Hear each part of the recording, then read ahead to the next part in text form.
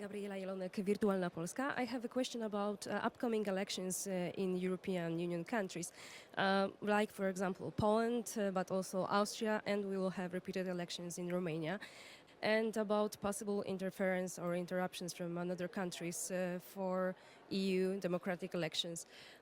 We have several acts like AI Act and laws in the European Union, but how European Parliament or EU institutions are planning to enforce big platforms to and make sure that European law is taken into account, especially if we are talking about young voters, which are really influenced by social media. Yeah, I think this is a discussion in all parliaments. We, as you just mentioned, a number of legislative instruments.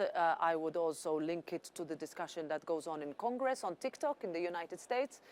We have two rules, and those rules we created not only for to make sure that you can have social media platform where you have the liberty to express your thoughts.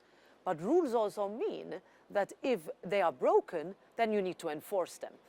And we have the legislative framework in case that happens. We saw what took place in Romania, but we also look at what happened in Moldova a few weeks ago, where there was a significant state interference in support of what is essentially anti-European, anti-state, anti-authority governments in terms of looking at protection of precisely these freedoms I just mentioned. So it's a delicate balance. What I don't want is to give the impression that in Europe you don't have the freedom to say what you want.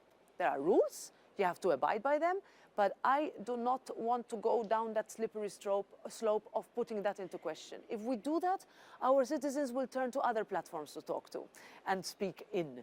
And that worries me. You know, I'm a mother of young children.